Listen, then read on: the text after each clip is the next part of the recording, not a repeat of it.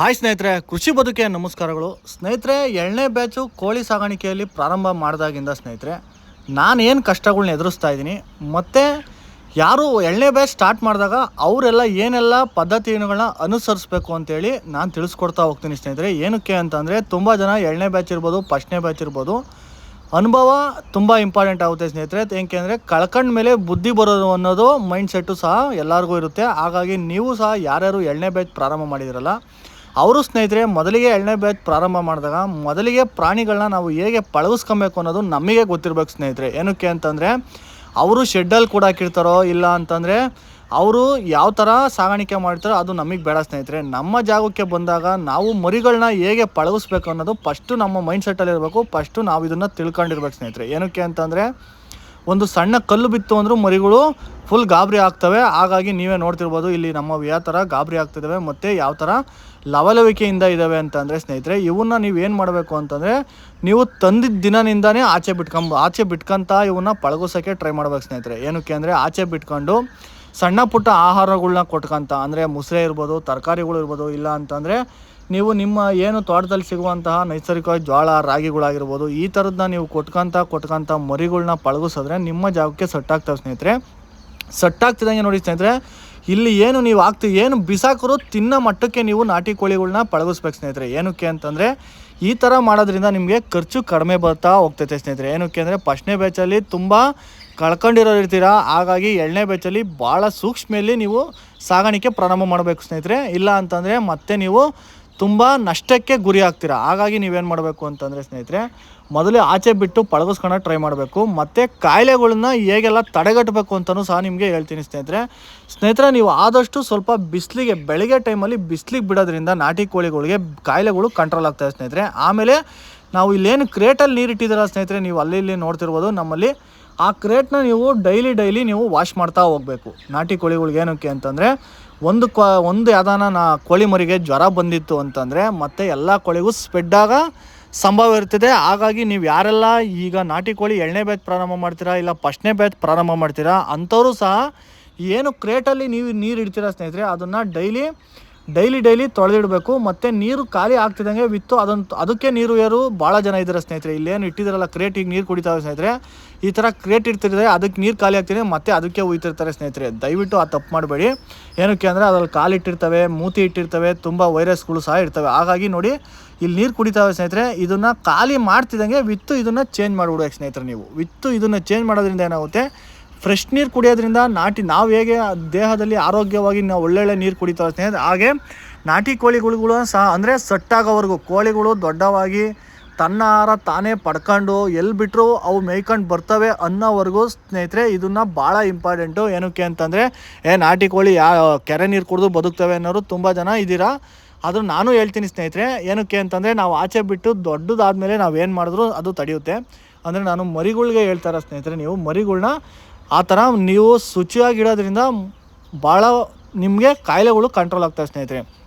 ನೀವು ಯಾವುದೇ ಥರ ಜ್ವರಗಳು ಬಂದಾಗ ಸ್ನೇಹಿತರೆ ನೀವೇನು ಮಾಡ್ತೀರಾ, ಜ್ವರ ಅಂದರೆ ಒಂದು 5-6ಕ್ಕೆ ಮಂಕಾಗಿ ನಿಂತ್ಕೊಳ್ಳೋದು, ಒಂದು ಕಡೆ ಎಲ್ಲೋ ಹೋಗಿ ನಿಂತ್ಕೊಳ್ಳೋ, ಈ ಥರ ಸಂಭವ ಆಗ್ತಿದ್ದಾಗ ಏನು ಮಾಡಬೇಕು ಅಂದರೆ ಸ್ನೇಹಿತರೆ, ಎಂಡ್ರೋಜನ್ ಪ್ಲಸ್ ಅಂತೇಳಿ ಒಂದು ಟಾನಿಕ್ ಬರುತ್ತೆ ಸ್ನೇಹಿತರೆ. ಎಂಡ್ರೋಜನ್ ಪ್ಲಸ್ ಅಂತ ಎಲ್ಲ ಜ್ಞಾಪನಕ್ಕೆ ಇಟ್ಕೊಂಡಿರಿ. ಎಂಡ್ರೋಜನ್ ಪ್ಲಸ್ ಕೊಡೋದ್ರಿಂದ ಆಲ್ಮೋಸ್ಟ್ ಅಲ್ಲೂ ಜ್ವರ ಎಲ್ಲ ಹೋಗುತ್ತೆ. ಇದನ್ನು ಹೇಗೆ ಕೊಡೋದು ಅಂತಂದರೆ ಸ್ನೇಹಿತರೆ, ನಾನು ಕ್ರೇಟ್ ತೋರಿಸಿದ್ನಲ್ಲ ನೀರಿಡೋದು, ಆ ನೀರಿಗೆ ಸ್ನೇಹಿತರೆ ನೀವು ಒಂದೊಂದು 3 ಡಬ್ಬಿ ಎಲ್ಲ 2 ಡಬ್ಬಿ ಹಾಕಿ ಹೊಸ ನೀರು ಹಾಕ್ಬಿಟ್ಟು ನೀವು ಅಲ್ಲೊಂದಲ್ಲೇ ಇಟ್ಟರೆ ಸ್ನೇಹಿತರೆ, ಆಲ್ಮೋಸ್ಟ್ ಅಲ್ಲೂ ನೀವು ತಂದಂಥ ಮರಿಗಳಿಗೆ ಯಾವುದೇ ಥರ ಜ್ವರ ಬರೋಲ್ಲ ಸ್ನೇಹಿತರೆ. ಜ್ವರ ಬಂತು ಅಂದರೆ ಕೋಳಿ ಮಂಕಾಗ್ಬಿಡುತ್ತೆ. ಮಂಕು ಹೋಗಬೇಕು ಅಂದರೆ ನೀವು ಎಂಡ್ರೋಜನ್ ಪ್ಲಸ್ನ ಬಳಸ್ಬೇಕು ಸ್ನೇಹಿತರೆ. ಇದು 2 ಸ್ನೇಹಿತರೆ. ಆಮೇಲೆ ಸ್ನೇಹಿತರೆ, ನೀವು ನಾಟಿ ಕೋಳಿಗಳಿಗೆ ಆಚೆ ಬಿಟ್ಟಾಗ ಏನು ಕೊಡಬೇಕು ಅಂತಂದರೆ, ಆದಷ್ಟು ನೀವು ಅದಕ್ಕೆ ಸಿಗೋಂಗೆ ಆಹಾರ ಕೊಡಬೇಕು ಸ್ನೇಹಿತರೆ. ಈಗ ಪ್ರತಿಯೊಂದಕ್ಕೂ ಏನು ಮಾಡಬೇಕು ಅಂದರೆ, 50 ಗ್ರಾಮು ಒಂದು ನಾಟಿ ಮರಿಗಾಗಿರ್ಬೋದು ಇಲ್ಲ ಒಂದು ಇದಕ್ಕಾಗಿರ್ಬೋದು 50 ಗ್ರಾಮು ಆಹಾರ ಸಿಗಲೇಬೇಕು ಸ್ನೇಹಿತರೆ. 50 ಗ್ರಾಮು ಅಂದರೆ ದೊಡ್ಡ ಕೋಳಿಗೂ ಕೊಡ್ಬೋದು. ಇವು ಏನು ಅಂತಂದರೆ, ಇವಕ್ಕೆ ಎಷ್ಟು ತಿಂದು ಮಿಗುತ್ತವೋ ಅಷ್ಟು ಆಹಾರ ನಾವು ನಾಟಿ ಕೋಳಿ ಮರಿಗೆ ಅಂದರೆ ಮೃದುವಾದಂಥ ಕೊಡ್ಬೇಕು ಸ್ನೇಹಿತರೆ. ಹಾಗಾಗಿ ತುಂಬ ಜನ ಏನು ಮಾಡ್ಬಿಡ್ತಾರೆ, ಅಕ್ಕಿ ಮನೆಗೆ ಮಿಗ್ತವೆ ಅಂತ ಹೇಳ್ಬಿಟ್ಟು ಏನು ಮಾಡ್ಬಿಡ್ತಾರೆ, ಸೊಸೈಟಿ ಅಕ್ಕಿ ತಗೊಂಡೋಗಿ ಚೆಲ್ಬಿಡ್ತಾರೆ ಸ್ನೇಹಿತರೆ. ಚೆಲ್ದಾಗ ಏನಾಗುತ್ತೆ, ಆಲ್ಮೋಸ್ಟ್ ಆಳು ಕೋಳಿಗಳಿಗೆ ಕಾಯಿಲೆ ಬರೋದೇ ಅಲ್ಲಿಂದ. ತುಂಬ ಜನ ನಮ್ಮ ಕೋಳಿಗಳು ಸಾಯ್ತಿದೆ, ನಮ್ಮ ಮರಿಗಳು ಸಾಯ್ತಿದ್ದಾವೆ ಅಂತೇಳಿ ತುಂಬ ಜನ ಕಂಪ್ಲೇಂಟ್ ಹೇಳ್ತೀರಾ. ಅವ್ರು ಮಾಡ್ತಿರೋ ಮೊದಲು ತಪ್ಪು ಏನು ಅಂತಂದರೆ, ಅಕ್ಕಿ ಕೊಡೋದ್ರಿಂದ ಆಲ್ಮೋಸ್ಟ್ ಆಲು ಕೋಳಿಗಳು ಸಾಯ್ತಾ ಇದ್ದಾವೆ. ದಯವಿಟ್ಟು ಯಾರೂ ಈ ತಪ್ಪನ್ನ ಮಾಡಬೇಡಿ. ಏನಕ್ಕೆ ಅಂತಂದರೆ ಕಷ್ಟಪಟ್ಟು ದುಡ್ಡು ಹಾಕಿರ್ತೀರ, ಮತ್ತು ಕಷ್ಟಪಟ್ಟು ಆ ದುಡ್ಡನ್ನ ಎತ್ಕೊಳಕ್ಕೆ ಅಂತ ಹೇಳಿ ನಾನು ಹೇಳ್ತಾ ಇದ್ದೀನಿ ಸ್ನೇಹಿತರೆ. ಹಾಗಾಗಿ ನೀವು ಯಾರೇ ತಪ್ಪು ಮಾಡಿದ್ರು ಮತ್ತೆ ಅಕ್ಕಿ ಮಾತ್ರ ಕೊಡೋಕೆ ಹೋಗಬೇಡಿ. ಫಸ್ಟೇ ದಿನ ಕೊಡಬೇಡಿ, 2ನೇ ದಿನ ಕೊಡಬೇಡಿ, 3ನೇ ದಿನ ಕೊಡಬೇಡಿ. ಏನಕ್ಕೆ ಅಂತಂದರೆ ಕೋಳಿ ಗ್ರೌತ್ ಆಗಿ ನಿಮ್ಮ ಜಾಗಕ್ಕೆ ಸೆಟ್ಟಾಗಿ ಪಳಗ್ತು ಅಂತಂದಾಗ ನೀವು ಅಕ್ಕಿ ಒಂದೇ ಕೊಡಬಾರ್ದು. ಜೋಳ, ರಾಗಿ ಎಲ್ಲ 3 ಮಿಕ್ಸ್ ಮಾಡಿ ಅಕ್ಕಿ ನುಚ್ಚು ಈ ಥರ ನುಚ್ಚು ಮಾಡಿಸಿ ನೀವು ಒಂದು ಸ್ವಲ್ಪ ಕೊಡೋದ್ರಿಂದ ನಿಮಗೆ ಮೇವನ್ನ ಕಂಟ್ರೋಲ್ ಮಾಡ್ಬೋದು ಅಷ್ಟೇ ಸ್ನೇಹಿತರೆ, ಕಾಯಿಲೆ ಕಂಟ್ರೋಲ್ ಮಾಡೋಕ್ಕಲ್ಲ. ಹಂಗಾಗಿ ಅಕ್ಕಿ ನುಚ್ಚು ಆದಷ್ಟು ಕೊಡೋಕೆ ಹೋಗ್ಬೇಡಿ. ನೀವು ಅನ್ನ ತಂದು ಹಾಕ್ಬೋದು ಸ್ನೇಹಿತರೆ. ನಾವು ತೋಟದಲ್ಲಿ ಈಗ ಏನು ಮಾಡ್ತೀವಿ ಅಂದರೆ ಆಲ್ಮೋಸ್ಟ್ ಅಲ್ಲೂ ಮುಸ್ರೆ ಕೊಡ್ತೀವಿ ಸ್ನೇಹಿತರೆ. ಏನಕ್ಕೆ ಅಂದರೆ ಮುಸ್ರೆ ಒಳಗೆ ಅನ್ನ ಇದ್ದೇ ಇರ್ತೈತೆ.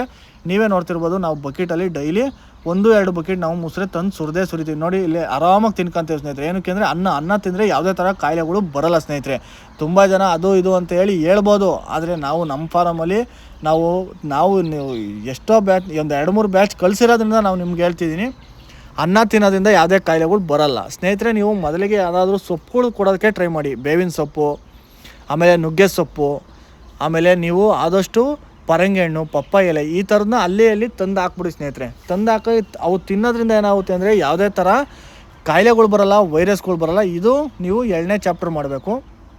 ಆಮೇಲೆ ಸ್ನೇಹಿತರೆ, ನೀವು ನೈಟ್ ಹೊತ್ತು ನೀವು ಆಲ್ಮೋಸ್ಟ್ ಅಲ್ಲೂ ಯಾವುದೇ ಮರಿನ ಎಲ್ಲಿಂದನೇ ತಂದಿರಿ, ಅವ್ರು ಏನೇ ಆಹಾರ ಕೊಟ್ಟಿರಿ ಸ್ನೇಹಿತರೆ, ನೀವು ಏನಿಲ್ಲ ಅಂತಂದರೂ ಸ್ನೇಹಿತರೆ ಯಾವುದಾದ್ರೂ ಒಂದು ಸ್ಟಾರ್ಟ್ ಇರ್ಬೋದು, ಇಲ್ಲ ಫ್ರೀ ಸ್ಟಾರ್ಟ್ ಇರ್ಬೋದು, ಇದನ್ನು ನೀವು ಮಿಕ್ಕಿನ ಜೋಳ, ರಾಗಿ ಇದ್ರ ಜೊತೆಗೆ ನೀವು ಮಿಕ್ಸ್ ಮಾಡಿ ನೈಟು ಆಹಾರ ಕೊಡಲೇಬೇಕು ಸ್ನೇಹಿತರೆ. ಏನಕ್ಕೆ ಅಂದರೆ ಅವ್ರು ಏನು ಆಹಾರ ಕೊಟ್ಟಿರ್ತಾರೋ ಅದು ಗೊತ್ತಿಲ್ಲ. ಏನಕ್ಕೆ ಅಂದರೆ ಅವರು ಇರುವಂಥ ಜಾಗಕ್ಕೂ ನೀವಿರುವಂಥ ಜಾಗಕ್ಕೂ ವ್ಯತ್ಯಾಸ ತುಂಬ ಇರುತ್ತೆ.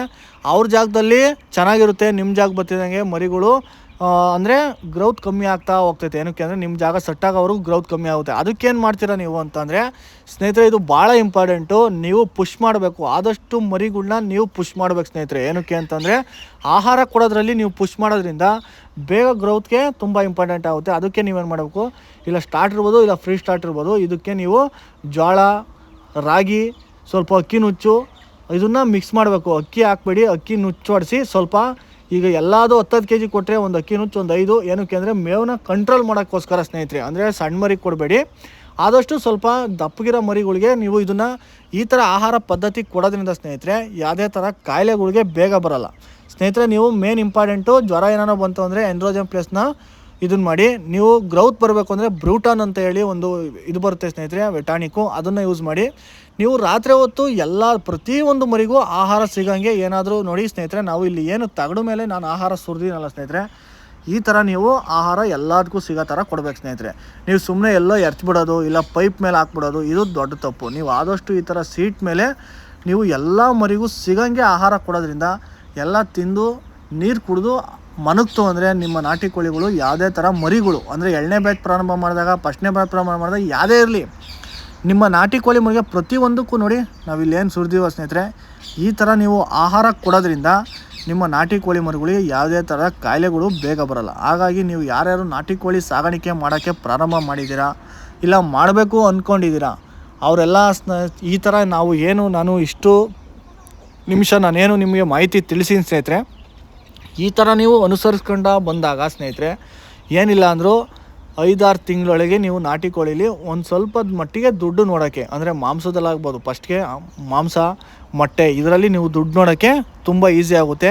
ಆದಷ್ಟು ನಿಯಮಗಳನ್ನ ನಾವೇ ತಿಳಿದಿದ್ದೀವಿ, ಏನು ಬೇರೆಯನ್ನು ಕೇಳೋದು, ಬೇರೆಯನ್ನು ನೋಡೋದು ಅನ್ನೋದನ್ನ ಸ್ವಲ್ಪ ಮೈಂಡ್ಸೆಟ್ನ ತೆಗೆದುಬಿಡಿ ಸ್ನೇಹಿತರೆ. ಏನಕ್ಕೆ ಅಂದರೆ ಮರಕ್ಕಿಂತ ಮರ ದೊಡ್ಡದಿರ್ತದೆ. ಪ್ರತಿಯೊಂದು ಮಾಹಿತಿನೂ ತಿಳ್ಕೊಂಡಾಗಲೇ ನಾವು ಏನಾದರೂ ಸಾಧ್ಯ. ಏನಕ್ಕೆ ಅಂದರೆ ಫಸ್ಟೆಲ್ಲ ಕಳ್ಕೊಂಡಿರ್ತೀವಿ. ಹಾಗಾಗಿ 2ನೇ ಬ್ಯಾಚ್ ಪ್ರಾರಂಭ ಮಾಡ್ತೀರಾ, ಇಲ್ಲ 3ನೇ ಬ್ಯಾಚ್ ಪ್ರಾರಂಭ ಮಾಡ್ತೀರಾ, ಇಲ್ಲ ಹೊಸ್ತಾ ಪ್ರಾರಂಭ ಮಾಡ್ತೀರಲ್ಲ, ಆದಷ್ಟು ತಿಳ್ಕೊಂಡು ಆಹಾರ ಪದ್ಧತಿ ಅನುಸರಿಸ್ಕೊಂಡು ಏನೆಲ್ಲ ಹಾಕಬೇಕು, ಏನೆಲ್ಲ ಕೊಡಬೇಕು, ಮೆಡಿಷನ್ ಬಗ್ಗೆ ತಿಳ್ಕೊಂಡು ಜಾಗಕ್ಕೆ ಎಲ್ಲ ಹೇಗೆ ಸೆಟ್ ಮಾಡೋದು, ಪ್ರಾಣಿಗಳನ್ನ ಹೇಗೆ ಪಳಗಿಸ್ಕೊಳೋದು ಅನ್ನೋದನ್ನ ತಿಳ್ಕೊಂಡು ನಾಟಿ ಕೋಳಿ ಸಾಗಾಣಿಕೆ ಪ್ರಾರಂಭ ಮಾಡಿ ಅಂತ ಹೇಳ್ತಾ ಸ್ನೇಹಿತರೆ. ಧನ್ಯವಾದಗಳು. ವಿಡಿಯೋ ಇಷ್ಟ ಆದರೆ